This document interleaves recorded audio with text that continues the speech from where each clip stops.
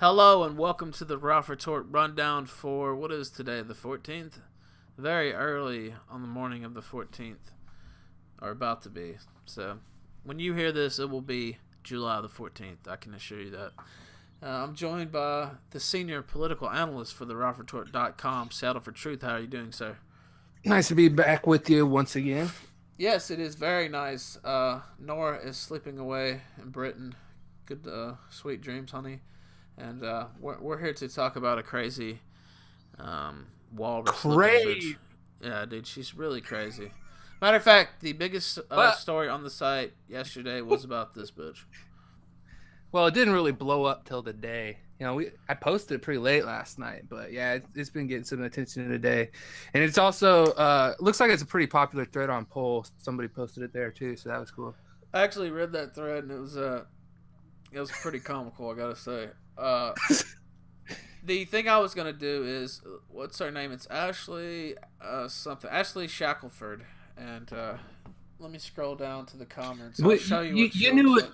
You knew about her before, didn't you? Yeah, I vaguely heard about her, but I didn't know her like that well. I'd seen her around. Nora knew her though. Nora saw it and was like, "Oh, I know her. She writes crazy shit on that site." So she's real into the intersectional aspect of it. Like, she's not just about her blackness. Like, she's non-binary, gender, like fat positive type stuff.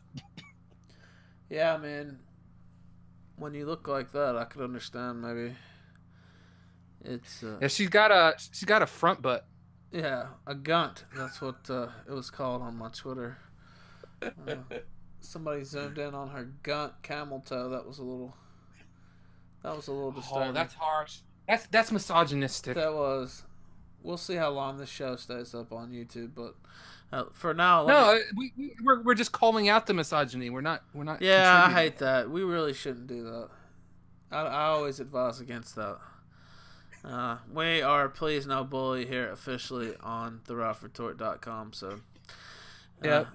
Have you ever thought about changing like the URL to, like cucking for cucks or something? All right, let me read her spiel and then we'll comment. Okay. I'm just gonna read her part. Although if you see, you're gonna read it straight through, or are we gonna have any? No, I'm gonna read it straight through. Maybe we'll see if I can keep it together. We might have to stop for a second here and there. Might have to stop. All right, here we go. This is Ashleigh Shackelford, that big bitch I just showed you. In the last 2 years that I've organized around anti-black violence and within the Black Lives Matter movement, I've witnessed white people showing up more and more to protests and rallies.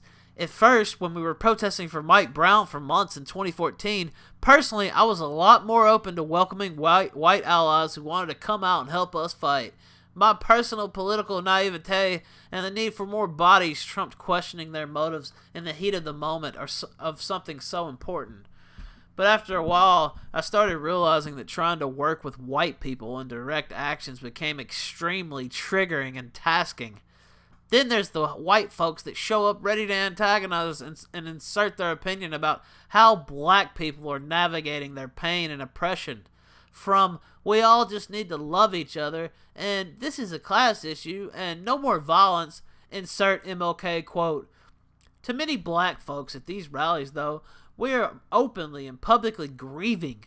Our protests and rebellions are out of channeling our trauma into action that is as a form of healing, strategy, and moving through the pain. We are marching, yelling, singing, physically and mentally exhausted because white people are killing us. So when I see white people show up to rally, exciting and smiling, ready to march like it's a hobby, I'm disgusted and absolutely fucking livid. When I witness white people taking up space, pushing myths of whiteness as political truth, or using white saviorism to reframe their power and privilege, I'm ready to fight. Ready to fight. I'm gonna fight your ass.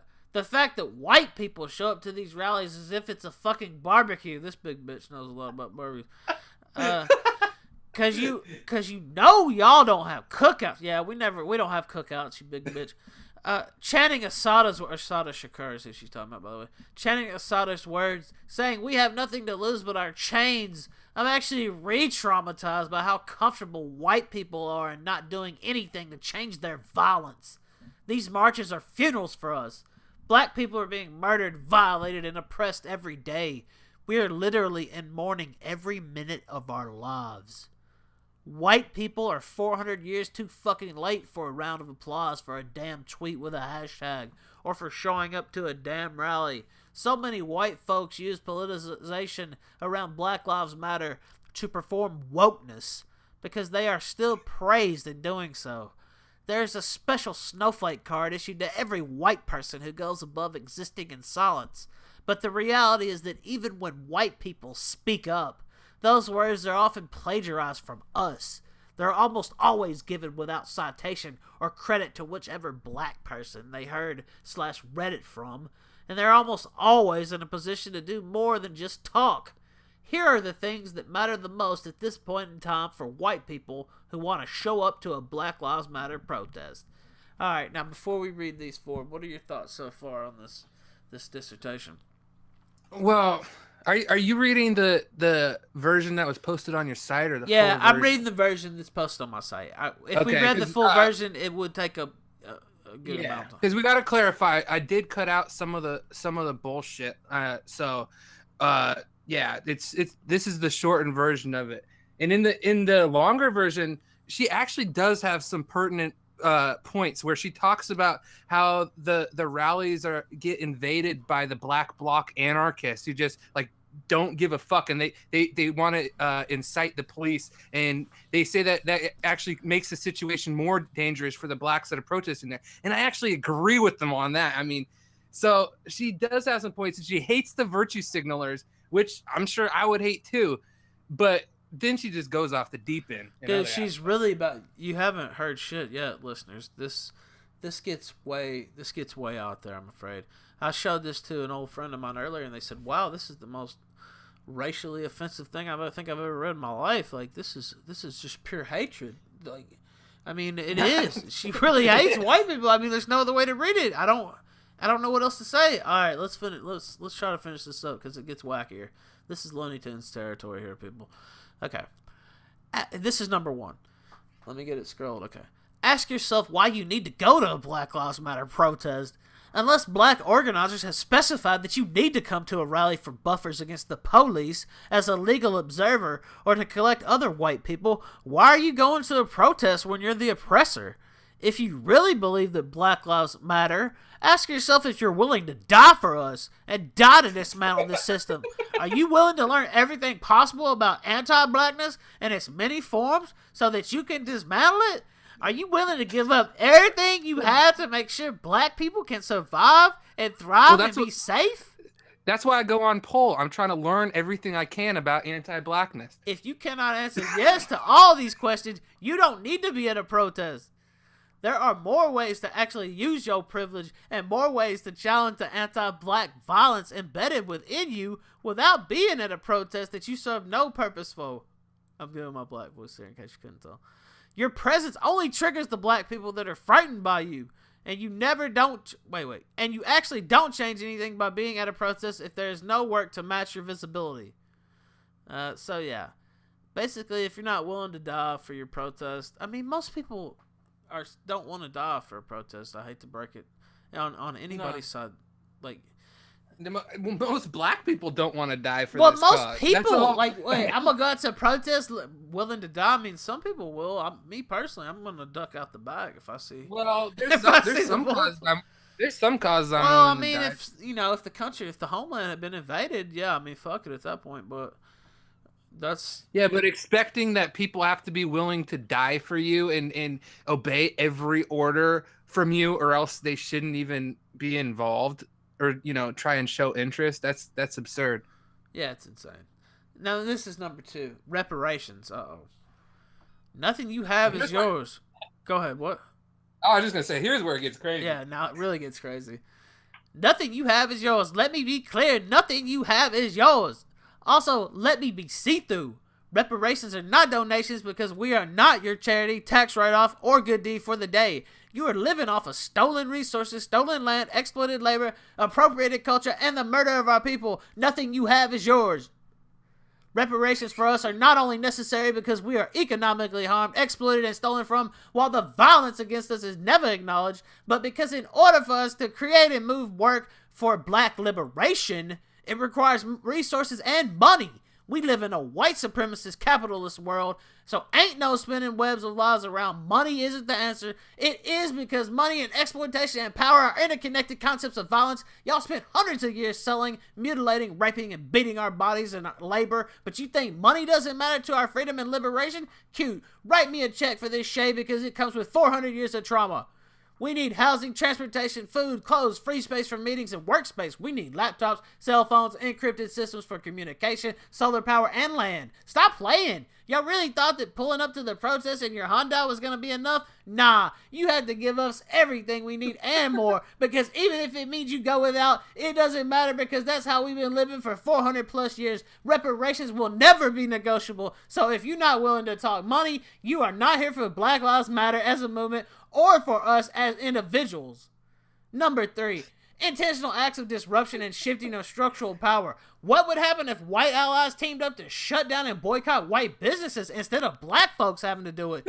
What would happen if white allies gave all their money to black folks? What would happen if white allies held businesses that profited from slave labor and slave money accountable? What would happen if white allies shut down police stations and highways across the nation for Black Lives Matter until each state demilitarized and defunded the police? What if white allies used violence as a tactic against other white people?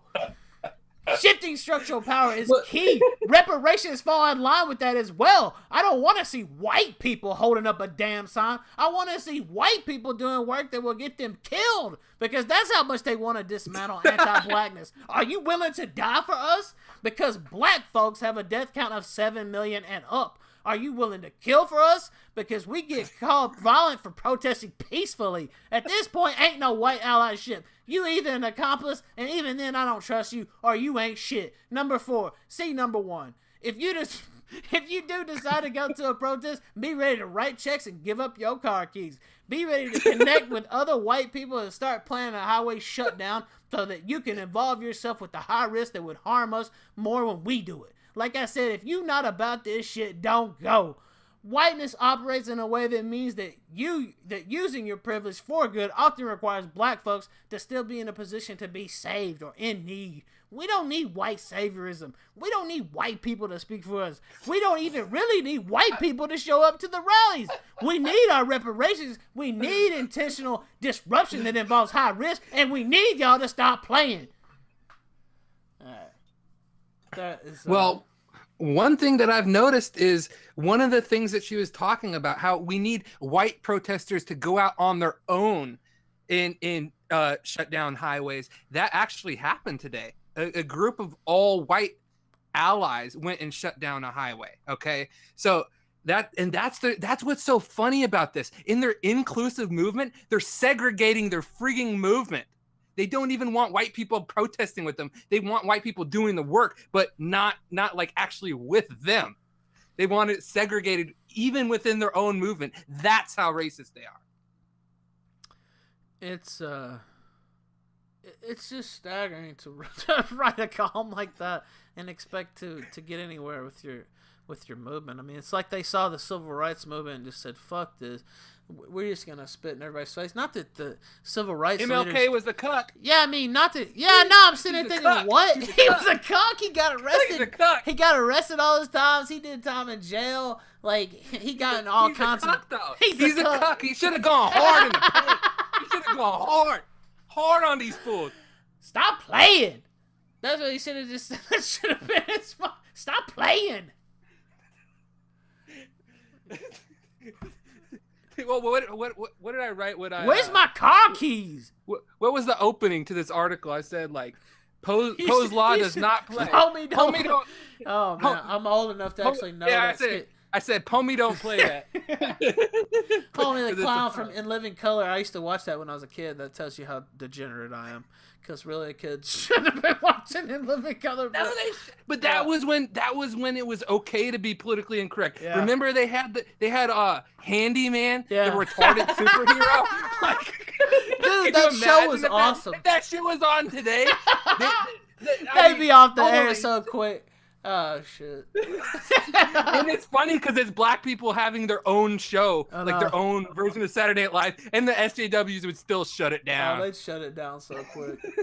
Man, that show was the shit. Anyway, Jim Carrey was on that show too, as like the main white dude. That's such a good show. Anyway, but yeah, it was. And now we have Lawrence Wilburn or whatever his name is. that's all these the black cokes they give us. They're supposed to be our comedic geniuses.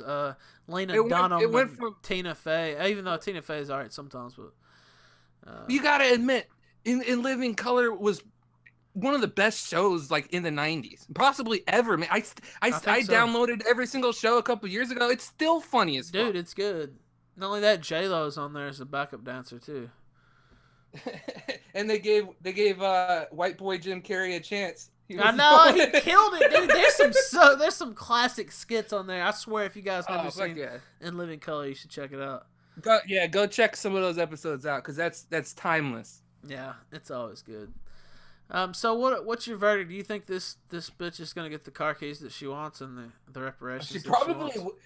She probably will, because if you look at that poll thread that was about this article, they have a screenshot that somebody did where it was some Black Lives Matter dude on Twitter. He's like, fuck white allies, and all of a sudden a whole tirade of white allies come to like lick his taint and suck up to him. And he just told them to fuck off, and they're like, I'll do whatever you say. I know I'm not perfect. I know I'm trying to improve. No, man, how can you debase yourself like that? That's just, oh my god. They're fucking groveling at his feet when he's telling them to fuck off. It's like, Jesus. That's pathetic.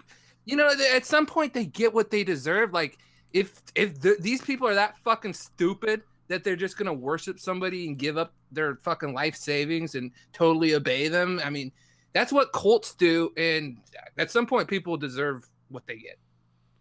No doubt. I mean, you can only feel sorry to a certain point, and it's just like, yeah, you're debauched. But on the other hand, I'm glad that these Black Lives Matter people are feeling free to actually express their true feelings, because that's what exposes what they're really about. Because when they go on TV, we're a peace movement. We're just about trying to make Black Lives Matter. When no, I wrote that article yesterday, I think it was, about the history of Black Lives Matter, and you heard it in that the post that you just read, where she talks about Black liberation.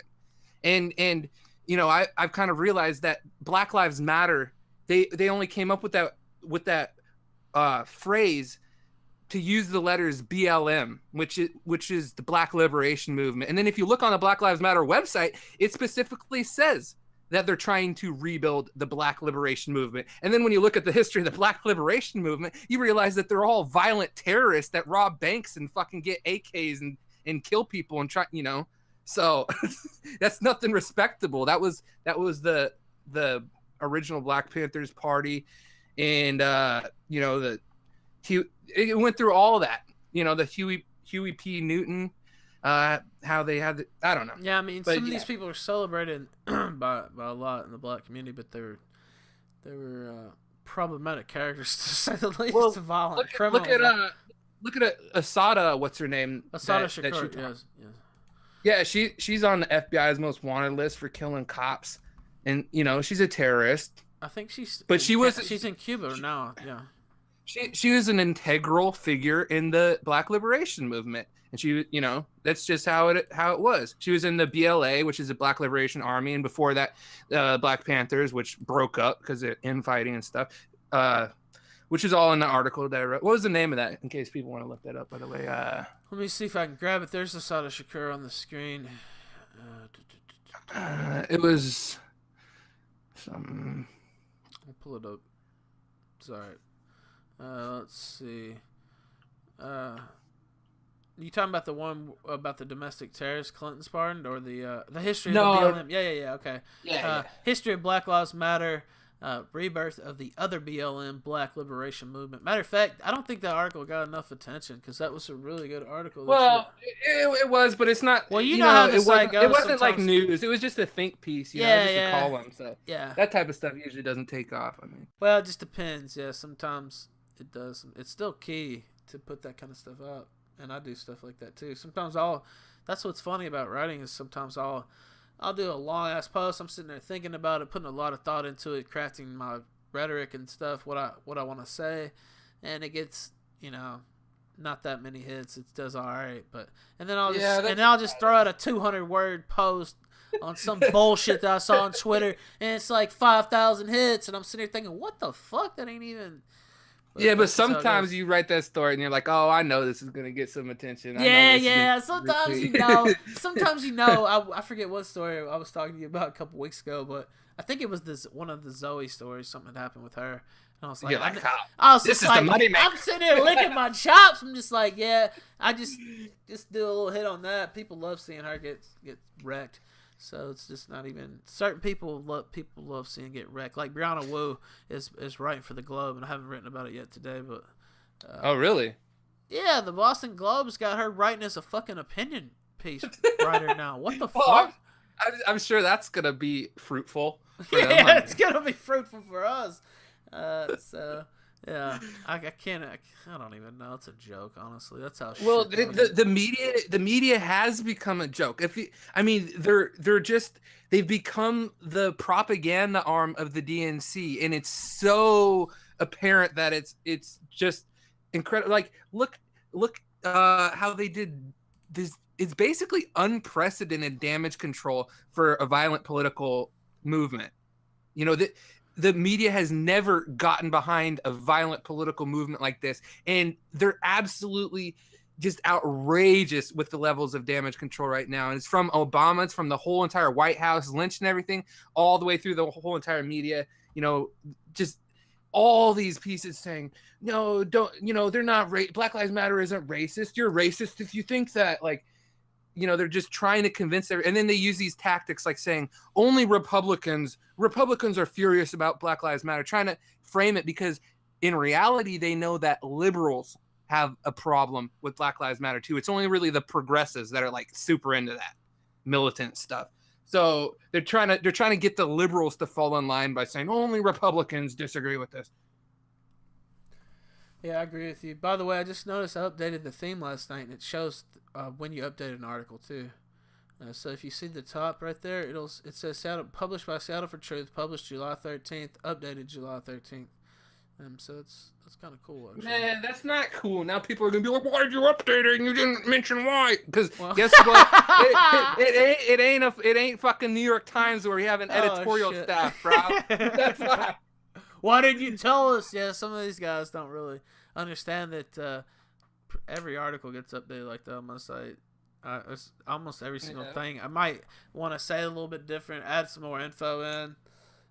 Usually the first half an hour that I post an article is going to change a whole lot. Yeah. Or at least, it's so a lot of times formatting too. Sometimes I'll post something without seeing how it looks. Then I'll go check and I'm like, oh shit, this looks.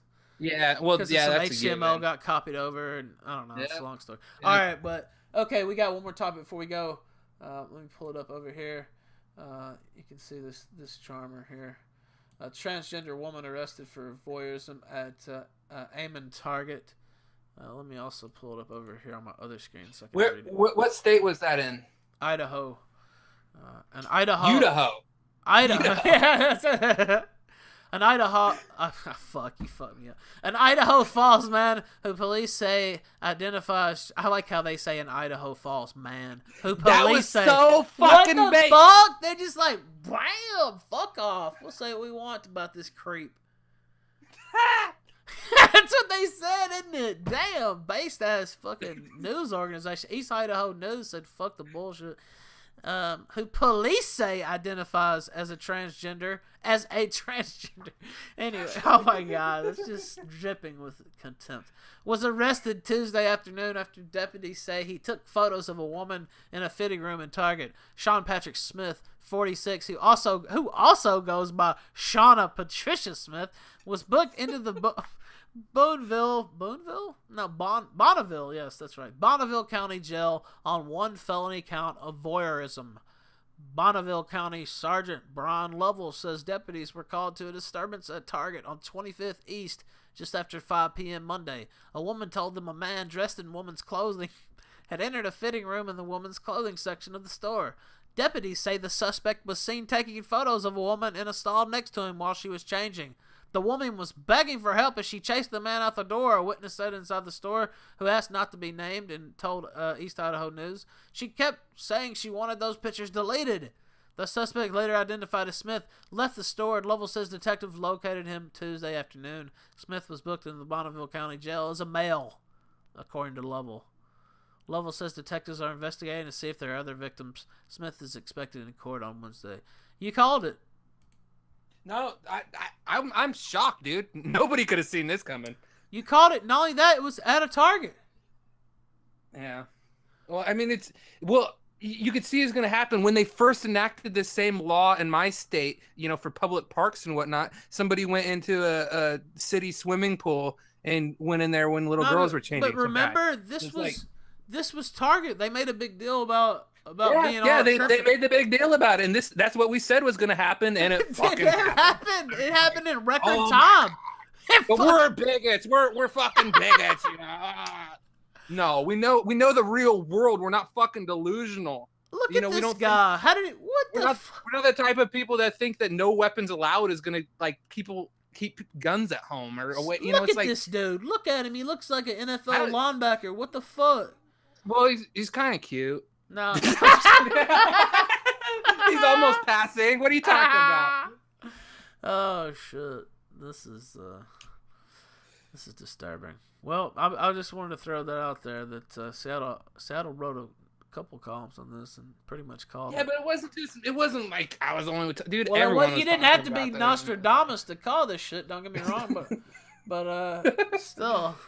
Yeah, I'm sad that this happened, but yeah, it makes me feel good to be vindicated. Well, I mean, it vindicates all conservatives that were complaining about this shit, and it's gonna get worse. And when I read through the comment section on that, like they said that the issue is that this is happening a whole lot. There's even other cases that we haven't heard about, but it's only being reported in the local media, and the national media hides the stories.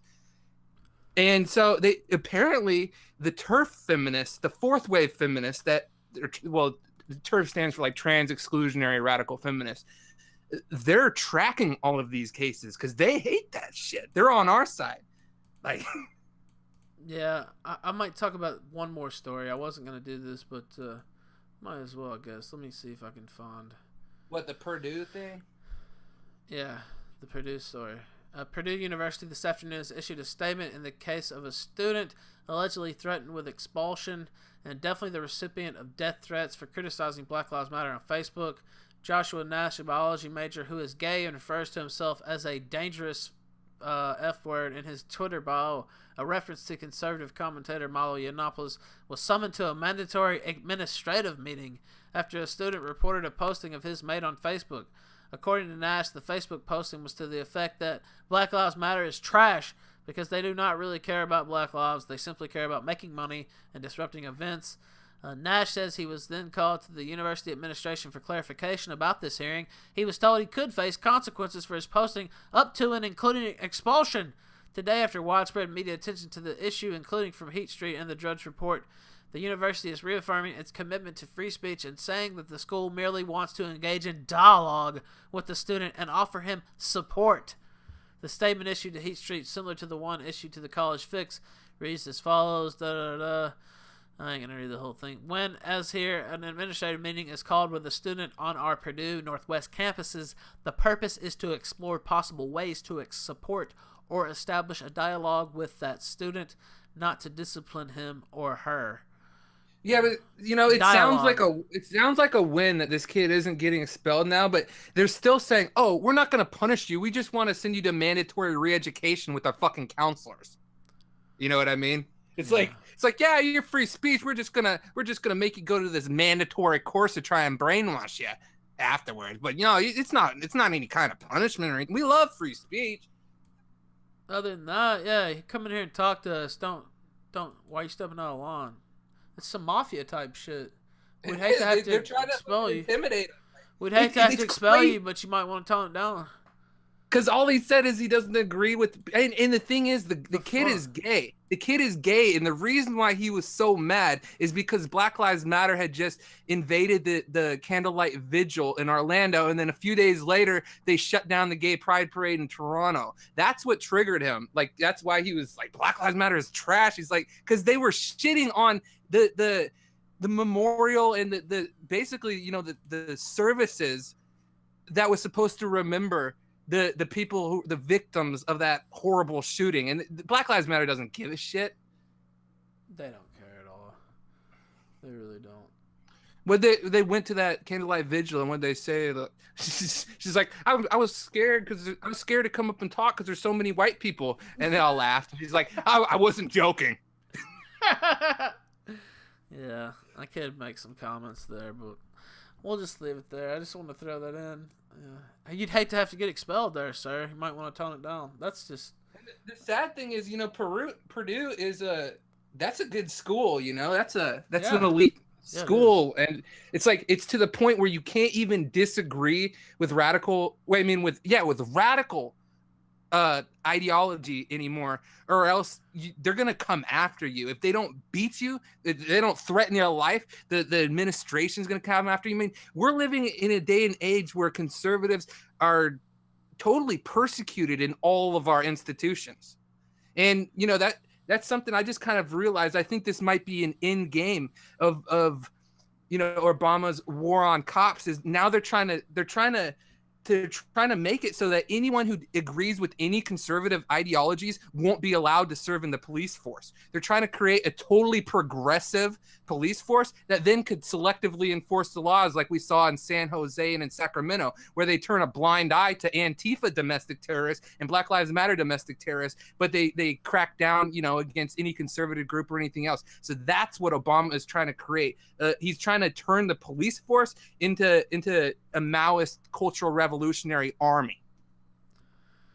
Well, it's probably gonna get worse before it gets better. So I won't be surprised to see almost anything happen before the election. This shit's pretty combustible right now. I've seen stories about to pop off this week, convention. Yeah, no. I've seen some stories, and they're like, GOP officials are worried about security. I've seen like 3 or 4 stories like that. So those racists, why are they worried about security from this terrorist organization? Like, what the fuck, man? Why? What's wrong with them? Dumb. All right, we're gonna get off here. Well, I think we had a pretty good show, though. I enjoyed reading that earlier. No, man, I honestly think that was your best reading I've ever heard. I've started feeling it, man. You got into it, man. You were like... I started feeling the Holy Ghost, man. What can I say? And the other thing is, I will admit, like, I don't agree with her, but she is a pretty good writer. No, she is. Yeah, I'll give her credit for her actual writing. It's not bad. It's good, actually. But, I mean, she's crazy, but... Yeah, but, you know, it's good that we're seeing how crazy these people actually are. So I'd rather have them talk about it than hide it and pretend like that's not what they're about. So it's all good. Yeah, it's to our benefit that these people get exposed and get more publicity. Hopefully they get more comfortable and just, you know, showing get comfy. Get comfy. That way Trump will hurt even worse when he wins this November. So, yep. All right, thank you, Saddle, for joining us. Appreciate it, man. Yep. And as always, thanks everybody for listening. Follow us on SoundCloud. I think it's the-Ralph, something like that. The link is down here. I'll have all the articles we discussed down at the bottom. Follow me on Twitter at the Ralph Retort, Snapchat the Ralph Retort, Instagram the Ralph Retort, basically the Ralph Retort everywhere. So yeah, follow me too. I'm spaghetti for poop. Yeah. Follow Spaghetti for Poop. That name's so funny, but yep, follow him and thank you guys.